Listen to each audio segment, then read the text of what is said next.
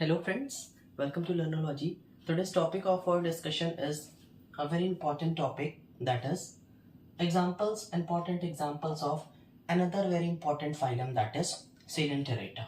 First of all, we have to understand कि इस phylum का जो नाम है वो Coelenterata क्यों पड़ा.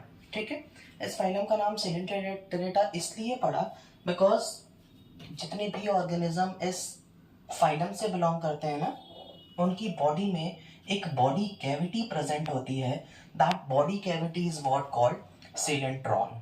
ठीक है, तो इस सेलेंट्रॉन की वजह से इस सेकंड फाइलम का नाम, एनिमल किंगडम में सेकंड फाइलम का नाम क्या पड़ा? Coelenterata. Coelenterata is also called Cnidaria. Coelenterata को हम निडेरिया भी बोलते हैं.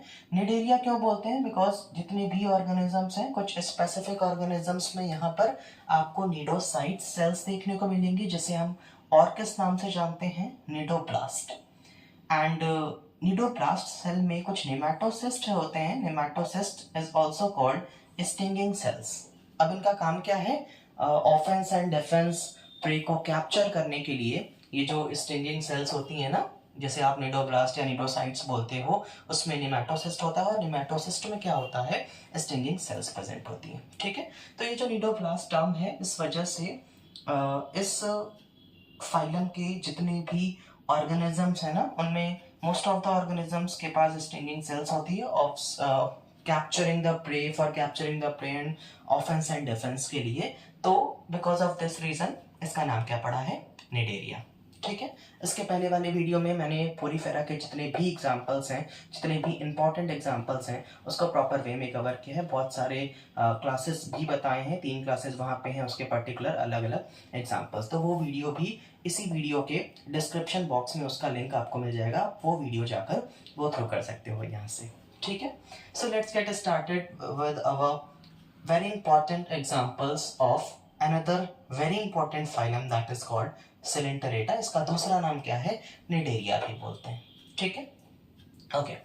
There are 3 classes as well. First is hydrozoa, second is scyphozoa and third is anthozoa. हमने पोरीफेरा में भी 3 अलग अलग क्लासेस पढ़े थे. वहां पर 3 क्लास था, Calcarea, Hexactinellida and third is Demospongiae. यहाँ पर भी 3 क्लास हैं. अगर आप Coelenterata के क्लासेस के बारे में बात करते हो, first is hydrozoa, second is scyphozoa and third is Anthozoa. हम 1 बाय 1 एक एक क्लास पर फोकस करेंगे, एक एक क्लास के जो जो इंपॉर्टेंट एग्जांपल्स हैं. वैसे तो आपके बहुत सारे एग्जांपल्स फाइलम Coelenterata में हैं, बट यहाँ पर हम सिर्फ बहुत फ्रिक्वेंटली पूछे जाने वाले एग्जांपल्स पे यहाँ पर हमारा प्राइम फोकस रहेगा. एक क्वेश्चन ये आ रहा था कि ये जो वीडियो की सीरीज में आपके सामने लॉन्च कर रहा हूँ, रेगुलर बेसिस पे जो आपको एक सीरीज मिलेगी, जितने भी फाइलम्स हैं, एनिमल किंगडम के जितने भी फाइलम्स हैं, उसके सारे इंपॉर्टेंट एग्जाम्पल्स हम यहाँ पर डील कर रहे हैं इस सीरीज में. तो क्वेश्चन ये आ रहा था कि ये किस क्लास का टॉपिक है. तो लेट मी नो कि I just want to inform कि ये इस क्लास का टॉपिक है. क्लास 11th का ये टॉपिक है.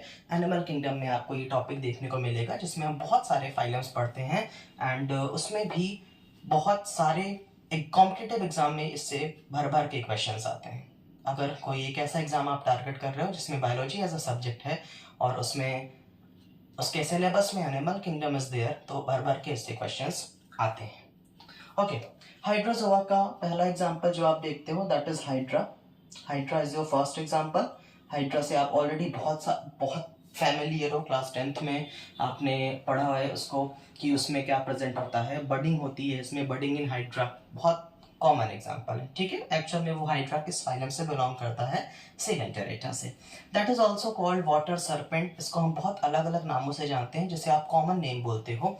हाइड्रा का कॉमन नेम क्या क्या हो जाएगा? First is water serpent, second is fresh water polyp. तो फ्रेश वाटर पॉलिप की बात हो या वाटर सर्पेंट बोला जाए, तो आपको समझ जाना है दैट वो हाइड्रोजोआ का एग्जाम्पल है, हाइड्रोजोआ क्लास का एग्जाम्पल है, एंड उसमें भी क्या है उसका नाम? That is hydra.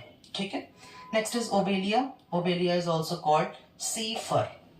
C fur obelia का दूसरा नाम या कॉमन नेम हम क्या बोलते हैं? सी फर.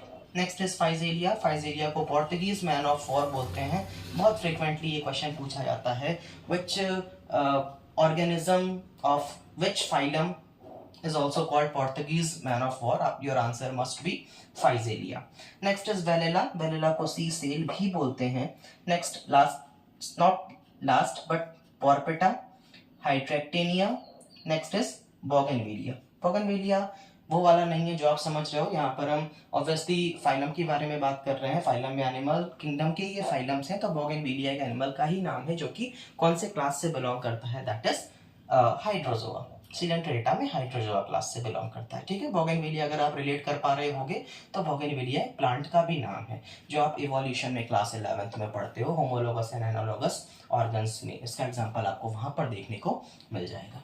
Moving to our next class, that is Scyphozoa. Scyphozoa में भी बहुत इंपॉर्टेंट एग्जांपल्स बहुत फ्रिक्वेंटली बेसिस पे पूछे जाते हैं. ऑरेलिया, जिसे आप जेलीफिश के नाम से भी जानते हो, एंड मून जेली भी बोलते हैं इसे. इसके जस्ट नीचे साइनिया आने वाला है जिसे हम क्या बोलते हैं, सन jelly.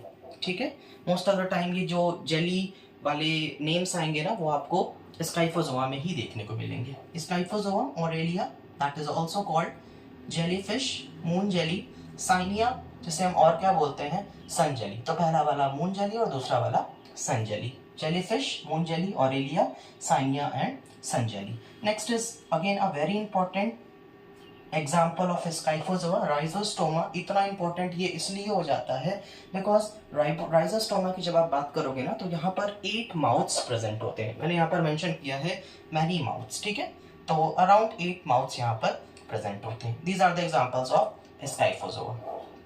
Moving to our next class, that is Anthozoa. Anthozoa की क्लास की अगर आप बात करोगे तो Anthozoa की क्लास में आपको क्या मिल जाएगा, फंजिया, जिसे हम मशरूम कोरल भी बोलते हैं. ठीक है, यहाँ पर आपको ब्रेन कोरल देखने को मिलेगा. अब ये जो Anthozoa क्लास है ना, इसमें सारे कोरल्स आएंगे. कोरल्स एक ऐसा ऑर्गेनिज्म है ना, या आप बोल सकते हो कि एक ऐसा कैरेक्टरिस्टिक फीचर है इसका क्लास Anthozoa का, जितने भी लिविंग क्रिएचर है, ठीक है, जो आपको मोस्ट ऑफ द टाइम ये मैराइन एनवायरनमेंट में देखने को मिलता है. ठीक है, एंथोजोआ, फंजिया, जिसे आप मशरूम कोरल भी बोलते हो. ट्यूबीफोरा, मैंने ऑलरेडी बोला है बहुत सारे कोरल्स यहाँ पर आने वाले हैं.